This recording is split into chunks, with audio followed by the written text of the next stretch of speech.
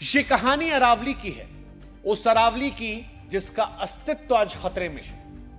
और आज वो बिना शोर मचाए चुपचाप इंसानों से सवाल पूछ रही है कि इंसान, अगर कल को तुम्हें मिलने वाला पानी और कम हो गया, वो जो दूषित हवा आज तुम्हारी प्राण ले रही है, अगर ये कल को और ज्यादा जहरीली हो गई, वो गर्मी जिसमें हर साल तुम झुलसने लगते हो, अगर वो और बढ़ने लगी, क्या तुम तब संभलोगे? क्या तुम्हें तब याद आएगा कि एक पहाड़ी थी जो ये सब संभाल रही थी?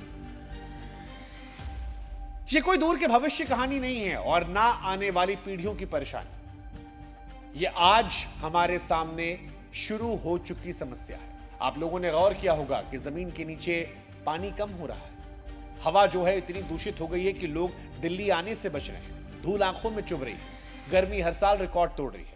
और इन सब के बीच से बचाने वाली अरावली जो जमीन पर आज खड़ी है, लेकिन अब उसकी कागज में पहचान को छूटा किया जा रहा है। और इसीलिए आज अरावली के दर्द को समझना जरूरी है। अरावली के मसले में आपका सहयोग करना जरूरी है, क्योंकि यह कहानी सिर्फ पहाड़ों की नहीं है, यह हमारे पानी, हवा, हमारे जानवरों, हमारे खेतों, हमारे शहरों की कहानी बन जाती है। यह समझना पड़ेगा इंसानों को कि कुछ पहाड़ होते हैं जो दिखते कम हैं लेकिन काम बड़ा करते हैं। अरावली भी वैसी है और आज इसीलिए उस अरावली की कहानी है। To protests taking place in Jaipur over the SC Aravali order. अगर इनने अरावली को छूने की भी कोशिश करी तो इनकी कुर्सी को ऐसा छुएंगे कभी वापस कुर्सी पे नहीं बैठ पाएंगे। Save India. अरावली आज इसलिए चर्चा में नहीं है क्योंकि अरावली का कोई एक पहाड़ था जो काट दिया गया, कहीं एक जगह खनन करके फार्म हाउस बना दिया गया। इस बार सवाल जो है वो सीधे सीधे इस बात पर आ गया है कि अरावली किसे माने और किसे नहीं। हाल के दिनों में सुप्रीम कोर्ट में अरावली को लेकर कुछ बातें आई, कुछ फैसले सामने आए, जिसने लोगों को सोचने पर मजबूर कर दिया कि अगर कानून की नजर में अरावली को छोटा कर दिया गया तो फिर क्या उसे बचाने वाले नियम अपने आप कमजोर नहीं हो जाएंगे? और इसीलिए आज लोगों को यह डर नहीं है कि कल सुबह जब हम उठेंगे तो अरावली के पहाड़ गायब हो जाएंगे। डर इस बात का है कि सुरक्षा जो अरावली को अब तक मिली हुई थी, क्या वो चुपचाप हटाई जा रही है? और यही डर आज सोशल मीडिया से लेकर अदालतों तक सेव अरावली की आवाज बनकर लोगों के जरिए निकल रहा है। यही वजह है कि आज देश में कई लोग ऐसे हैं जो ये कह रहे हैं कि क्या हमारे देश में पहाड़ों को भी बेचने के लिए रास्ता खोला जा रहा है? अरावली की कहानी हम आपको सुनाएं उससे पहले हमारी आपसे गुजारिश है कि हमारे व्हाट्सएप चैनल से आप जुड़िएगा, ताकि ये रिश्ता और मजबूत हो और आपकी ताकत हमें हिम्मत दे, ताकि ऐसे महत्वपूर्ण विषयों पर हम आवाज और बुलंद कर सकें। लिंक हमने डिस्क्रिप्शन और कमेंट सेक्शन में दे रखा है। अब अरावली का विवाद शुरू कहां से होता है? दरअसल शुरू होता है कानूनी परिभाषा से। सुप्रीम कोर्ट के सामने यह बात आती है कि गुजरात, राजस्थान, हरियाणा और दिल्ली में अरावली को लेकर अलग अलग नियम चल रहे हैं। कहीं किसी पहाड़ी को अरावली माना जाता है तो कहीं उस जैसी पहाड़ी को साधारण जमीन कह दिया जाता है। इसी उलझन को खत्म करने के लिए एक समान परिभाषा तय करने की बात उठी। इसके लिए एक समिति बनाई गई जिसने सुझाव दिया कि सिर्फ उन्हीं पहाड़ियों को अरावली माना जाए जो अपने आसपास की जमीन से कम 100 मीटर ऊंची, और जो पहाड़ियां एक तय दूरी के भीतर हों उन्हें ही एक रेंज माना जाए। अब सुनने में यह बात सरल और सीधी लगती है, लेकिन जमीन पर इसका मतलब खतरनाक है। दरअसल अरावली कोई सीधी ऊंची दीवार नहीं है। यह छोटी छोटी पहाड़ियों, टीले, पथरीले जमीन और जंगलों का फैला हुआ सिस्टम है, जिसे लाखों सालों से हवा और पानी ने घिसकर ऐसा बनाया है। अगर 100 मीटर वाला नियम सख्ती से लागू हो गया तो फिर अरावली का बड़ा हिस्सा कानून की नजर में अरावली रहेगा ही नहीं।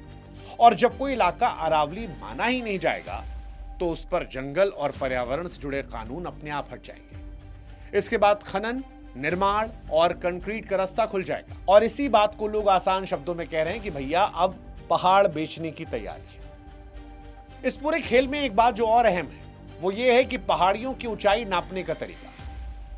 आमतौर पर ऊंचाई जो है वो समुद्र तल से नापी जाती है, क्योंकि वो एक तय और बराबर पैमाना होता है। लेकिन नई परिभाषा में ऊंचाई को आसपास की जमीन से नापने की बात कही जा रही है। अब दिक्कत यह है कि आसपास की जमीन जो है वो हर जगह एक जैसी है नहीं। कहीं जमीन पहले से ऊंची है तो कहीं नीची है, कहीं खुदाई हो चुकी है, कहीं मिट्टी डालकर भराव कर दिया गया है। अब जब नापने का आधार ही साफ नहीं होगा तो किसी भी पहाड़ी को कागज पर छोटा दिखाना बड़ा आसान हो जाएगा। इसी वजह से पर्यावरण से जुड़े लोग इसे तकनीकी वजह नहीं बल्कि एक सोचा समझा खतरा मान रहे हैं। अरावली को समझने के लिए सिर्फ नक्शे पर बनी एक लाइन की तरह नहीं देखना है। अरावली भारत के उत्तर पश्चिमी हिस्से में फैली दुनिया की सबसे पुरानी पर्वतमालाओं में से एक है, जो गुजरात से शुरू होती है, राजस्थान, हरियाणा, दिल्ली तक जाती है। करोड़ों साल पहले ये शायद पहाड़ बहुत ऊंचे ऊंचे रहे होंगे, लेकिन वक्त, हवा, पानी ने धीरे धीरे घिसा और ये ऊंची चोटियों की जगह छोटी पहाड़ियों, पथरीले उभारों के रूप में दिखने लगे। देखने में साधारण लगने वाले ये अरावली असल में पूरे इलाके की रीढ़ है। अरावली बारिश के पानी को यूं ही बह जाने नहीं देती। उसकी जमीन स्पंज की तरह पानी को सोखकर धीरे धीरे जमीन के नीचे भिजती है। इसी वजह से राजस्थान से लेकर हरियाणा और दिल्ली के कई इलाकों में आज भी जमीन के नीचे पानी बचा हुआ है। अगर अरावली कमजोर होती है तो पानी या तो तेजी से बहकर बाढ़ बनाएगा या जमीन के नीचे जाएगा ही नहीं, जिससे सूखा बढ़ जाएगा।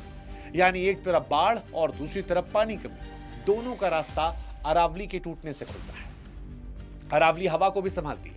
पश्चिमी राजस्थान और थार की तरफ से आने वाली गर्म सूखी धूल भरी हवाएं अरावली से टकराकर धीरे पड़ जाती हैं। अरावली के जंगल धूल और जहरीले कणों को अपने ऊपर रोक लेते हैं, जैसे गीला कपड़ा धूल को पकड़ लेता है। अगर ये पहाड़ और जंगल कमजोर होते हैं तो वही धूल और जहरीले कण बिना रोक-टोक दिल्ली, गुरुग्राम और आसपास के शहरों में घुसेंगे। इसका मतलब सिर्फ खराब मौसम नहीं बल्कि सांस की बीमारी, आंखों में जलन, अस्थमा, दिल की दिक्कतों का बढ़ना। अरावली प्रदूषण को पैदा नहीं करती है, लेकिन वो प्रदूषण के सामने आखिरी ढाल बनकर खड़ी रहती है। और अगर ढाल टूटी तो चोट जो है वो इंसानों के फेफड़ों पर सीधे लगी। अरावली इंसानों के अलावा जानवरों के लिए भी सिर्फ जंगल नहीं बल्कि रास्ता है। तेंदुआ, सियार, नीलगाय और कई दूसरे जानवर इन्हीं रास्तों में से एक इलाके से दूसरे इलाके में जाते हैं। अगर ये रास्ता टूटता है तो जानवर छोटे छोटे इलाकों में फंस जाएंगे, या तो उनकी संख्या घटेगी या फिर मजबूरी में इंसानों की बस्तियों की तरफ आएंगे। जानवर शहरों में, याद रखिएगा, मजे के लिए नहीं आते हैं, वहां उन्हें धकेला जाता है। इससे क्या होगा? या तो इंसान को नुकसान या इंसान इन जानवरों को मार देगा। वैसे अरावली का असर आम आदमी की थाली तक भी आता है। आसपास के इलाकों में खेती इसलिए चल पाती है क्योंकि मिट्टी में नमी रहती है और मौसम पूरी तरह बेकाबू नहीं होता। अगर अरावली कमजोर हुई तो खेत जल्दी सूखेंगे, पैदावार घटेगी, अनाज, सब्जी और फल महंगे हो जाएंगे और यह असर धीरे धीरे आता है। इससे लोग इसे अरावली से जोड़कर नहीं देखते, लेकिन जुड़ाव जो है वो सीधा है। वैसे अरावली पर खनन का दबाव नया नहीं है। 1980 से 1990 के दशक में जब शहर तेजी से फैल रहे थे तब पत्थर और बजरी की मांग बढ़ी। शुरुआत में खनन कई जगह कानूनी था, लेकिन बाद में अवैध खनन फैलने लगा। कुछ इलाकों में पहाड़ पूरी तरह गायब हो गए, जंगल काट दिए गए, पानी के स्रोत सूखने लगे और इसके बाद अरावली से जुड़े मामले अदालत पहुंचे। समय समय पर खनन पर रोक लगी। अब कहा गया कि जब तक एक साफ और वैज्ञानिक योजना नहीं बन जाती तब तक नई खनन की अनुमति नहीं। सरकार का तर्क है कि पूरी तरह रोक लगाने से अवैध खनन बढ़ता है, इसलिए नियंत्रित रास्ता जरूरी है। लेकिन लोगों को डर इस बात का है कि योजना के नाम पर नियम धीरे धीरे ढीले न कर दिया जाए। खैर, आज अरावली चर्चा में है क्योंकि सवाल आज सिर्फ खनन का नहीं है, उसकी पहचान का है। सवाल यह भी है कि क्या हम अपनी सबसे पुरानी पर्वतमाला को सिर्फ ऊंचाई और दूरी के पैमानों से तौल सकते हैं? क्या हम ये भूल रहे कि अरावली ने सदियों तक बिना कुछ कहे इस पूरे इलाके को संभाला? इसलिए कहानी सिर्फ विकास बनाम पर्यावरण की नहीं है, ये कहानी इस बात की भी है कि हम अपने फैसलों से कैसा भविष्य बनाते हैं। अगर हमने अरावली को सिर्फ आज के फायदे के लिए कमजोर किया तो आने वाले सालों में इसका बोझ हमें उठाना पड़ेगा। और अगर हमने समय रहते समझदारी दिखाई तो अरावली वही करती रहेगी जो वो हमेशा से करती आई है। बिना शोर किए, बिना कुछ मांगे, चुपचाप हम इंसानों को प्रदूषण से, गर्मी से, पानी से, समस्याओं से निजात दिलाते रहेंगे। तय आप कर लीजिए। और ये अगली पीढ़ी की समस्या नहीं है। तय करते हो याद रखिएगा कि ये आज की पीढ़ी की समस्या है, ये हमारी, आपकी समस्या है। ये अरावली कहानी थी, ये अरावली का दर्द था, ये अरावली के सवाल थे जो वो इंसानों से पूछते थे। क्या सोचते हैं आप? कमेंट सेक्शन आपके लिए खुला है। कोई और विषय जिस पर आप चाहते हैं कि हम राय रखें वो भी बताइएगा और जुड़िएगा हमारे साथ, ताकत मजबूत कीजिएगा। आपका साथ रहेगा तो हर विषय पर आवाज बुलंद करेंगे। जय हिंद, जय भारत। है।